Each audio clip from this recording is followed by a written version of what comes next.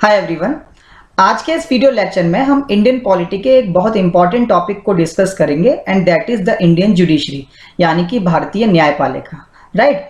तो इस video lecture से बेसिकली आपको इंडियन जुडिशियल सिस्टम की जो भारतीय न्याय प्रणाली की है उसकी एक बेसिक अंडरस्टैंडिंग होगी, जो कि आपके लिए बहुत जरूरी है। उसके बाद ही जब आप आगे चलकर सुप्रीम कोर्ट, हाई कोर्ट्स पढ़ेंगे तो आपको अच्छे से वो समझ में आएंगे। इसलिए इस वीडियो को लास्ट तक जरूर देखिएगा। राइट। तो देखिए, अगर हम सबसे पहले इंडियन गवर्नमेंट के स्ट्रक्चर की बात करें तो देयर आर 3 पिलर्स, 3 उसके स्तंभ हैं। सबसे पहले द लेजिस्लेटिव यानी कि विधायिका, फिर उसके बाद एग्जीक्यूटिव यानी कार्यपालिका, और फिर नंबर 3 जुडिशरी यानी कि न्यायपालिका। अब ये जो तीनों ऑर्गन्स हैं ये हॉरिजॉन्टली इनकी पावर्स का डिस्ट्रीब्यूशन किया गया है, यानी कि इन तीनों की शक्तियों का अलग अलग बंटवारा कर दिया गया है।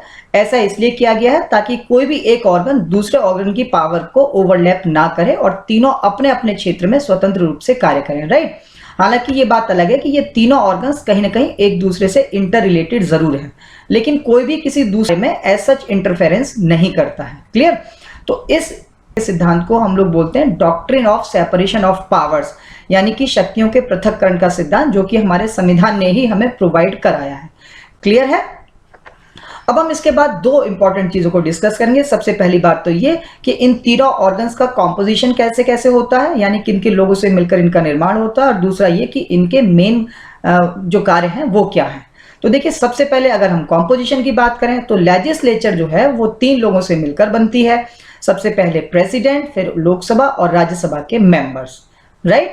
इसी तरीके से जो एग्जीक्यूटिव यानी जो कार्यपालिका है उसमें शामिल होते हैं the president, vice president, prime minister, council of ministers और ब्यूरोक्रेसी यानी कि नौकरशाही।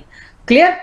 अब अगर बात करें जुडिशरी की तो जुडिशरी में सबसे पहले टॉप पर the supreme court of India, उसके बाद उसके नीचे हाई कोर्ट्स होते हैं, फिर उसके बाद सबऑर्डिनेट कोर्ट्स होते हैं यानी कि अधीनस्थ न्यायालय होते हैं। क्लियर। तो ये इन तीनों ऑर्गन्स का कॉम्पोजिशन था। अब अगर हम बात करें कि इनके कार्य क्या क्या हैं, तो देखिए इस टॉपिक में हम बहुत ज्यादा डिटेल में तो नहीं जाएंगे, बट इन जनरल अगर हम बात करें तो विधायिका का काम है to make laws for the country, यानी देश के लिए कानूनों का निर्माण करना। राइट। और एग्जीक्यूटिव यानी कार्यपालिका का काम है उन कानूनों को लागू करना, यानी विधायिका ने जो कानून बना है उन कानूनों को देश में इंप्लीमेंट करना। राइट। तब फिर जुडिशरी का क्या काम है, तो देखिए जुडिशरी के काम बेसिकली 2 हैं। पहली चीज तो ये कि लेजिस्लेचर द्वारा जो कानून बनाया गया है उस कानून की इस बात के लिए जांच करना कि क्या वो कानून कॉन्स्टिट्यूशन के अकॉर्डिंग बना है या नहीं बना है। राइट। और दूसरा काम यह है कि जो एग्जीक्यूटिव से आप यहां पर सीधा सीधा सरकार का मतलब ले सकते हैं। ठीक है। यानी कि जो एग्जीक्यूटिव है वो संविधान के अकॉर्डिंग कार्य कर रही है या नहीं कर रही है। तो इन दोनों बातों की जांच करती है हमारी जुडिशरी, और ये पावर जुडिशरी को खुद भारतीय संविधान ने प्रोवाइड की है। जिन लोगों ने थोड़ा बहुत संविधान पढ़ा होगा उन लोगों को ये पता होगा कि जो सुप्रीम कोर्ट ऑफ इंडिया है उसको भारत के संविधान का अंतिम इंटरप्रेटर माना गया, अंतिम व्याख्याता माना गया है। यानी कि अगर संविधान के किसी प्रश्न को लेकर कोई मुद्दा उठता है तो उसका अल्टीमेट सॉल्यूशन कौन प्रोवाइड कराएगा, सुप्रीम कोर्ट कराएगा, और उसी की बात फिर मान्य होगी। राइट। फॉर एग्जाम्पल, अगर मान लीजिए लेजिस्लेचर ने कोई ऐसा कानून बनाया है जिसको लेकर ये प्रश्न उठाया कि वह संविधान सम्मत नहीं है या अकॉर्डिंग टू द कॉन्स्टिट्यूशन नहीं है, तब जुडिशरी उसकी जांच करेगी, और अगर उसको भी ये फील होता है कि कॉन्स्टिट्यूशन के अकॉर्डिंग नहीं बना है वो कानून, तब जुडिशरी उस कानून को वॉइड घोषित कर सकती है, उसको निल डिक्लेयर कर सकती है। राइट। तो आई होप कि ये बात आपको समझ में आई होगी। आगे चलकर हम इसको थोड़ा और डिटेल में स्टडी करेंगे। क्लियर। तो आज के इस वीडियो लेक्चर में हम स्पेसिफिकली बात करेंगे about the Indian judiciary. Correct.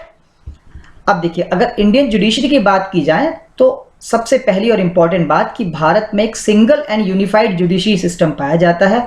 इसका मतलब है कि एक सुप्रीम कोर्ट होगा इंडिया में और उसके नीचे सबऑर्डिनेट कोर्ट्स होंगे जो कि under the control and supervision काम करेंगे सुप्रीम कोर्ट के। क्लियर। और दूसरी बात यह है कि देश में जितनी अदालतें हैं उन सभी अदालतों में एक ही जैसे कानून चलेंगे। ऐसा नहीं होगा कि सुप्रीम कोर्ट में कुछ और लॉज चल रहे हैं, हाई कोर्ट्स में कुछ और, सबऑर्डिनेट कोर्ट्स में कुछ और। राइट।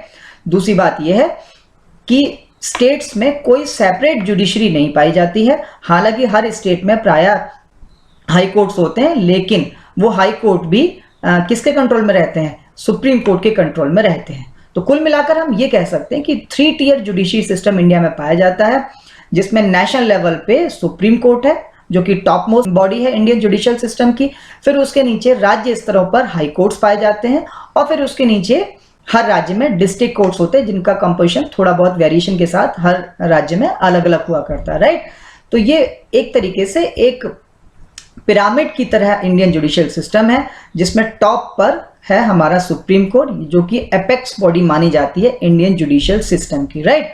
अब अगर बात करें कि ये जो सिंगल इंटीग्रेटेड जुडिशियल सिस्टम है, इसको कहां से अडॉप्ट किया गया, तो कभी कभी ये क्वेश्चन प्रीलिम्स में पूछ लिया जाता है। तो बेसिकली जब अंग्रेजों का भारत पर शासन था, तो एक अधिनियम आया था जिसको भारत सरकार अधिनियम 1935 यानी कि the government of India act 1935 कहा जाता है। वहां से हमने ये सिंगल इंटीग्रेटेड जुडिशियल सिस्टम लिया है, इस बात को जरूर याद रखिएगा, ये बहुत इंपॉर्टेंट है। क्लियर। तो भारत में जो जुडिशरी है, जो न्यायपालिका है, वो बेसिकली संविधान के साथ साथ लोगों के मौलिक अधिकारों के प्रोटेक्टर के रूप में भी काम करती है, राइट। यानी कि अगर आपके मौलिक अधिकारों का वॉयलेशन हो रहा है तो उससे आपको कौन बचाएगा, उससे आपको जुडिशरी बचाएगी। अब हम थोड़ा आगे चलते हैं। तो देखिए, अब अगर हम इंडियन जुडिशियल सिस्टम को यूएसए के जुडिशियल सिस्टम से कंपेयर करें, तो उसमें सबसे इंपॉर्टेंट चीज ये निकल कर आती है कि भारत की तरह यूएसए में single and integrated judicial system नहीं पाया जाता है। वहां पर क्या होता है कि वहां पर जो फेडरल लॉज होते हैं, जो केंद्र द्वारा बनाए गए कानून होते हैं, उनको लागू करता है फेडरल कोर्ट यानी कि संघीय न्यायालय। और फिर हर राज्य का अलग अलग उच्च न्यायालय होता है जो कि स्टेट लॉज को लागू करता है, राइट। भारत में तो क्या है, जितने भी लॉज हैं वो एक समान है, उनको हाई कोर्ट भी लागू कर सकता है और सुप्रीम कोर्ट भी लागू कर सकता है। लेकिन यूएसए में ऐसा नहीं होता है। वहां पर जो फेडरल कोर्ट है वो अलग तरीके से काम करता है, और उसका काम है बेसिकली जो सेंट्रल लॉज हैं उनको एनफोर्स करना, और जो उसके नीचे जो स्टेट कोर्ट्स होते हैं वो राज्यों के, अब हर राज्य अपने तरीके से अलग अलग कानून बनाएगा तो वो उनको इंप्लीमेंट करते हैं, राइट। तो इस तरीके से हमने देखा कि यूएसए में ड्यूअल सिस्टम ऑफ जुडिशरी है, ठीक है। तो अब हम बात करते हैं कि इंडियन जुडिशियल सिस्टम की कौन कौन सी विशेषता हैं। तो कोई लगभग 10 से 12 विशेषताएं हैं, राइट। और ये विशेषताएं को आप अच्छे से समझिएगा, जिससे कि आपको भारत की न्याय प्रणाली की एक बहुत अच्छी, एक बेटर अंडरस्टैंडिंग क्रिएट हो जाएगी। तो देखिए, सबसे पहली विशेषता है कि भारत में single and integrated judicial system पाया जाता है। अब इसका मतलब हम लोग पहले भी देख चुके हैं कि एक अपेक्स बॉडी होगी जो कि सुप्रीम कोर्ट है, उसके नीचे हाई कोर्ट्स होंगे, और फिर उनके नीचे सबऑर्डिनेट कोर्ट होंगे, और ये सारे कोर्ट मिलकर बेसिकली एक चेन बनाएंगे, एक लिंक बनाएंगे with the supreme court, right. और भारत का जो सुप्रीम कोर्ट है वो बेसिकली भारत के पूरे जुडिशियल एडमिनिस्ट्रेशन को कंट्रोल करता और वही चलाता है। ये ध्यान रखिएगा, बहुत इंपॉर्टेंट बात है, राइट। तो इस प्रकार भारत में एक एकल और एकीकृत न्याय प्रणाली पाई जाती है। अब हम दूसरी विशेषता को देखते हैं, और वो है इंडिपेंडेंस ऑफ जुडिशरी, यानी कि न्यायपालिका की स्वतंत्रता। तो देखिए, भारत के संविधान में भारत की न्यायपालिका को कई तरह से स्वतंत्रता दी गई है। ऐसा इसलिए किया गया है ताकि जो न्यायालय हैं वो स्वतंत्र रूप से बिना किसी राजनीतिक प्रभाव के अपना काम कर सके और निष्पक्ष रूप से जरूरतमंद लोगों को न्याय प्रदान कर सकें। तो ये स्वतंत्रता कैसे कैसे दी गई है, देखिए इसमें कुछ पॉइंट्स हम लोग देख सकते हैं, जैसे कि अपॉइंटमेंट ऑफ जजेस बाय द प्रेसिडेंट, यानी कि जो भारत के राष्ट्रपति हैं वही केवल न्यायाधीशों की नियुक्ति करते हैं। फिर दूसरी बात है high qualification for appointment of जजेस, यानी अगर आपको जज बनना है तो उसके लिए उच्च योग्यता निर्धारित की गई हैं। ऐसा नहीं है कि आपने सरकार से जुगाड़ लगाकर और न्यायाधीश की पोस्ट हासिल कर ली। क्लियर। दूसरी बात यह है कि रिमूवल ऑफ जजेस by difficult method of impeachment, यानी कि न्यायाधीशों को अगर हटाना है तो उसके लिए एक बहुत कठिन प्रक्रिया भारत के संविधान में दी गई है, जिसको कॉमनली महाभियोग के रूप में जाना जाता है। यानी कि अगर मान लीजिए कोई न्यायाधीश जो है सरकार के अकॉर्डिंग कार्य नहीं कर रहा और सरकार उसको हटाना चाहती है, तो ऐसा नहीं है कि अपनी मर्जी से उसको हटा देगी, बल्कि इसके लिए एक बहुत टफ प्रोसीजर है, उसको फॉलो करना पड़ेगा। क्लियर। अब इससे क्या होगा, इससे न्यायाधीश स्वतंत्र रूप से बिना किसी डर के अपना काम कर पाएंगे। फिर दूसरी बात है high salaries, pension and other services benefits for जजेस, यानी कि जो न्यायाधीश हैं उनके लिए उच्च वेतन, पेंशन और अन्य सेवा लाभ दिए गए हैं, जिससे कि वो किसी लालच में आए बिना जो है अपना काम कर सकें।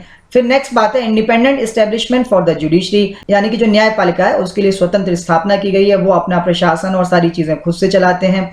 और फिर नेक्स्ट है adequate powers and function autonomy for the judiciary, यानी कि जुडिशरी को अपना काम खुद से चलाने के लिए पर्याप्त रूप से स्वतंत्रता भारत के संविधान द्वारा प्रदान की गई है।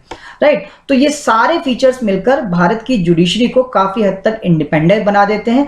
अब ये बहुत इंपॉर्टेंट बात है, ऐसा अगर नहीं होता तो जितने भी जजेस हैं या जितने हमारी न्यायपालिका है वो कहीं ना कहीं किसी न किसी लालच में काम करते और न्याय की जो अवधारणा है वो कहीं ना कहीं पूरी नहीं हो पाती और जरूरतमंद लोगों को शायद न्याय मिलने में काफी परेशानियां होती हैं। क्लियर?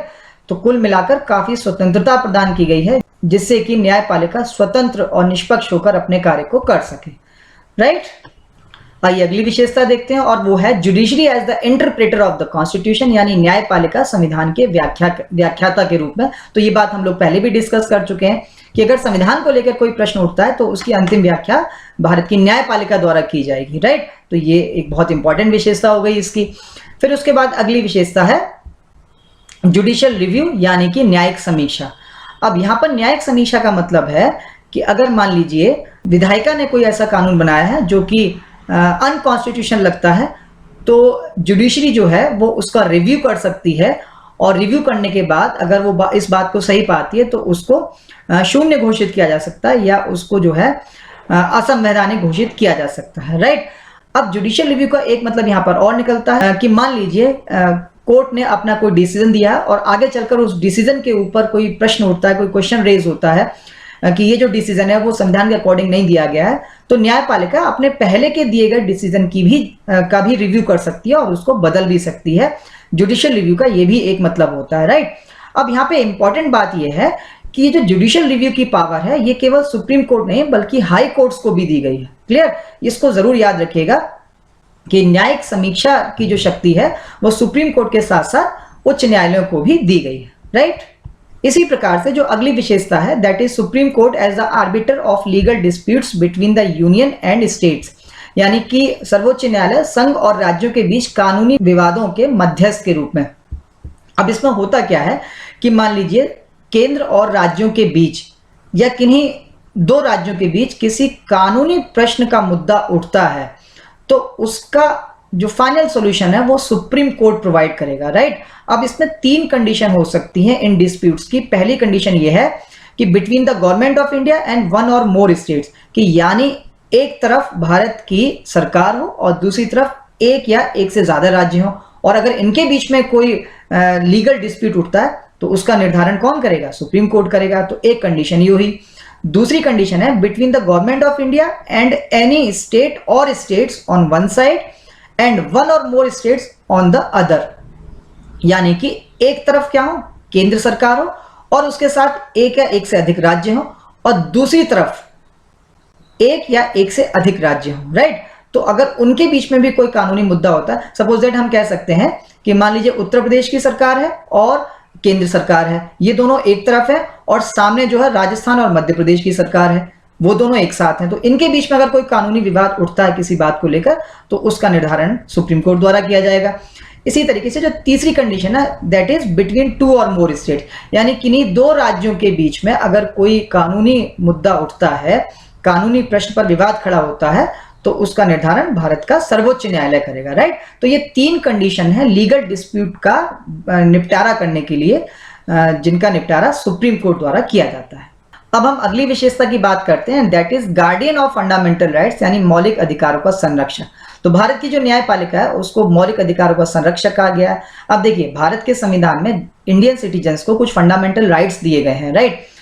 और अगर किसी सिटीजन को यह लगता है कि उसके फंडामेंटल राइट्स का वॉल्यूशन हो रहा है या होने की संभावना है, तब वो क्या करेगा? आर्टिकल 32 के तहत उसको कॉन्स्टिट्यूशन रेमेडीज का अधिकार दिया गया है, यानी वो सीधा अप्रोच कर सकता है सुप्रीम कोर्ट या हाई कोर्ट। मेरी बात को ध्यान से सुनिएगा, सुप्रीम कोर्ट या हाई कोर्ट, यानी कि जब भी कभी आपको ये लगे कि आपके मौलिक अधिकारों का हनन हो रहा है या ऐसी संभावना आपको प्रतीत होती है, तो आप सीधा सुप्रीम कोर्ट भी जा सकते हैं या फिर आप हाई कोर्ट भी जा सकते हैं, और फिर उसके बाद सुप्रीम कोर्ट या हाई कोर्ट आपके मौलिक अधिकारों की प्रोटेक्शन के लिए कुछ रिट जारी करता है। जैसे कि आपने नाम सुना होगा, को वारंटो है, सर्टियोरेरी है, प्रोहिबिशन है, मैंडामस है, तो बहुत सारी रिट्स निकाली जाती है। वो आगे चलकर जब हम सुप्रीम कोर्ट पढ़ेंगे तो वहां उसमें देखेंगे। राइट?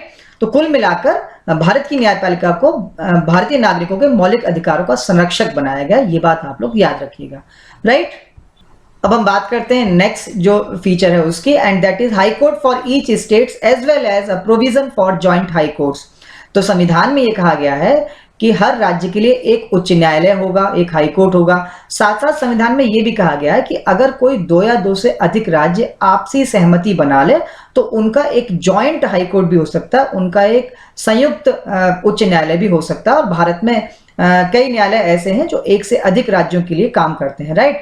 अगर आपको पता हो तो आप प्लीज मुझे उनके नाम कमेंट सेक्शन में जरूर बताइएगा, राइट। फिर बात करते हैं अगली विशेषता की, and that is separation of judiciary from the executive, यानी कार्यपालिका से न्यायपालिका का अलग होना, राइट। तो भारत के संविधान में ऐसा प्रोविजन किया गया है कि जितने भी ऑर्गन्स हैं भारत सरकार के, यानी एग्जीक्यूटिव, लेजिस्लेटिव और जुडिशरी, तो उन दोनों ऑर्गन से जुडिशरी को बिल्कुल सेपरेट, बिल्कुल अलग रखा गया है। और ऐसा इसलिए किया गया ताकि जुडिशरी यानी न्यायपालिका एग्जीक्यूटिव यानी सरकार के प्रभाव में आकर अपने निर्णयों को उससे प्रभावित ना करें, राइट। और देखिए इसका मतलब एक और है कि जो भारतीय न्यायपालिका है वो किसी भी तरीके से ना तो एग्जीक्यूटिव यानी कार्यपालिका की कोई शाखा, ना ही उसके सबऑर्डिनेट है, राइट, उसके अधीनस्थ नहीं है, वो अपना स्वतंत्र रूप से कार्य करेगी, राइट। तो ये काफी हद तक एक तरीके से सेपरेशन किया गया है एग्जीक्यूटिव से जुडिशरी का। क्लियर, आप इस बात को अच्छे से समझ रहे होंगे कि पॉलिटिकल इन्फ्लुएंस, अगर भारत की हम पर्टिकुलरली बात करें तो राजनीतिक प्रभाव बहुत ज्यादा रहता है, मोर और लेस हर जगह आप इसको देख सकते हैं। तो अगर जुडिशरी एक ऐसी चीज है जिस पर लोग आज भी भरोसा करते हैं, अगर जुडिशरी ही पॉलिटिकल इन्फ्लुएंस में आ जाएगी तो वास्तव में न्याय की सार्थकता जो है वो कहीं ना कहीं लॉस हो जाएगी, वो कहीं ना कहीं खत्म हो जाएगी। इसलिए हमारे संविधान ने पहले से ही इस बात को ध्यान में रखते हुए इस बात का प्रावधान किया कि कार्यपालिका से न्यायपालिका को पूरी तरह स्वतंत्र रखा जाए, राइट। फिर नेक्स्ट है ओपन ट्रायल यानी खुले में सुनवाई, राइट। आप लोगों ने, बहुत सारे लोगों ने देखा होगा कि जितने भारत के न्यायालय हैं वहां पर ओपन ट्रायल किए जाते हैं, खुले में सुनवाई होती है। और ऐसी सुनवाई में जो भी अक्यूज्ड होता है उसको पूरा मौका दिया जाता है कि वो अपने आप को डिफेंड कर सके, राइट। और अगर ऐसा सरकार को लगता है, स्टेट को ऐसा लगता है कि वो अपने वकील को अफोर्ड नहीं कर सकता, तो खुद राज्य द्वारा जो है उसको फ्री लीगल एड प्रोवाइड कराई जाती है, उसको जो है निःशुल्क कानूनी सहायता भी प्रोवाइड कराई जाती है। ये भी एक बहुत इंपॉर्टेंट विशेषता भारतीय न्याय प्रणाली की है, राइट। तो हम बात करते हैं अगली विशेषता की, and that is judicial activism यानी कि न्यायिक सक्रियता।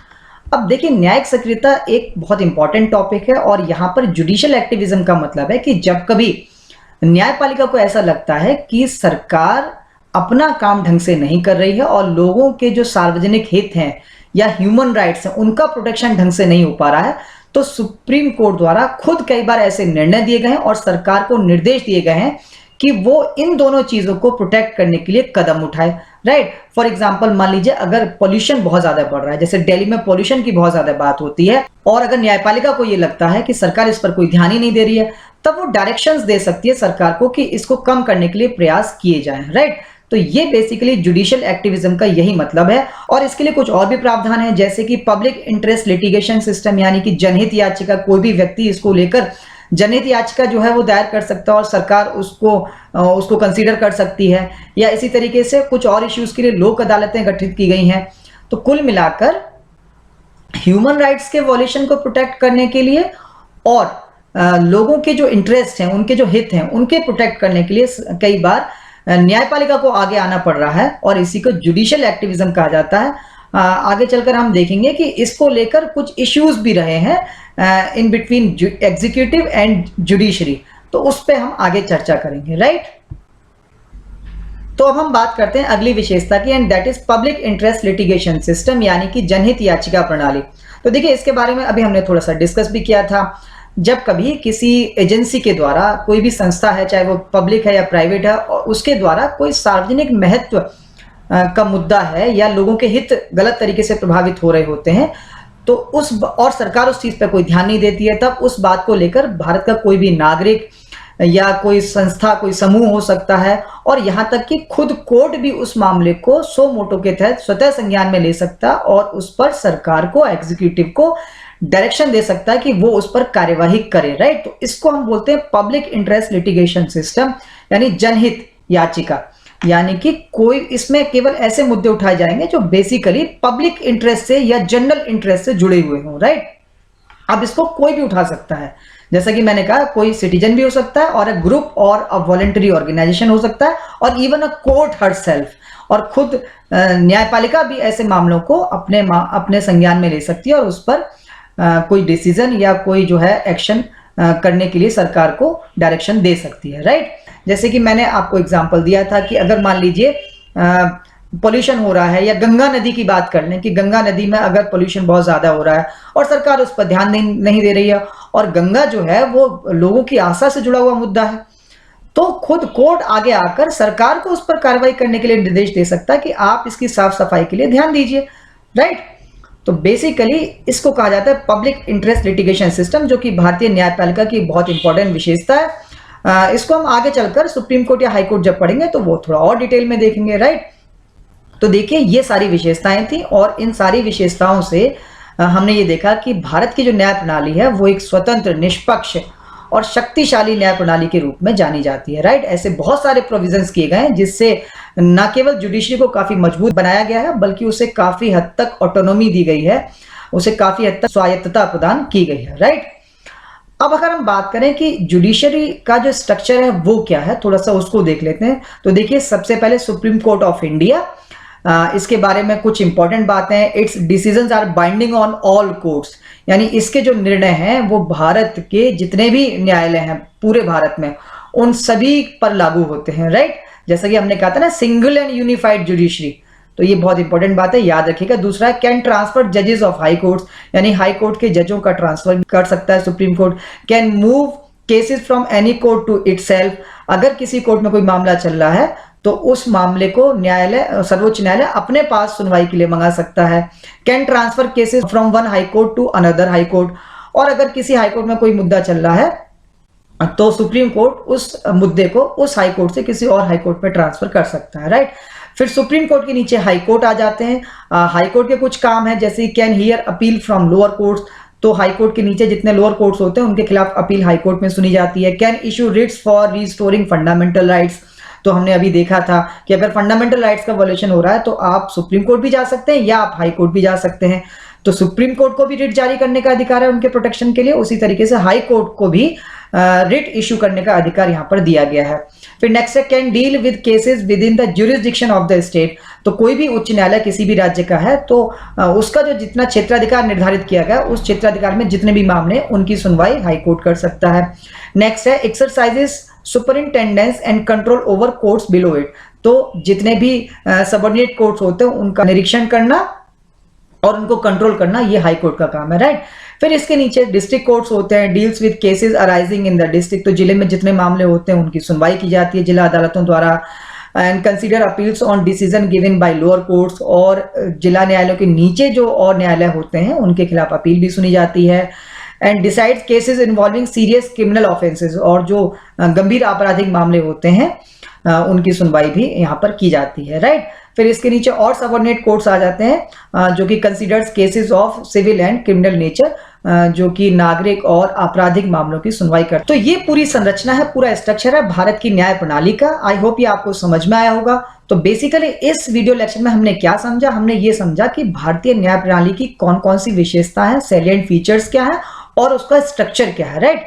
हम अपने नेक्स्ट वीडियो में बात करेंगे about the supreme court of India, right. तो आई होप ये वीडियो आपको पसंद आया होगा, और अगर पसंद आए तो प्लीज लाइक करिएगा, अपने दोस्तों को शेयर करिएगा, और अगर आप हमारे चैनल पे नए हैं तो प्लीज इसको सब्सक्राइब जरूर कर लीजिएगा, right. Till then take care.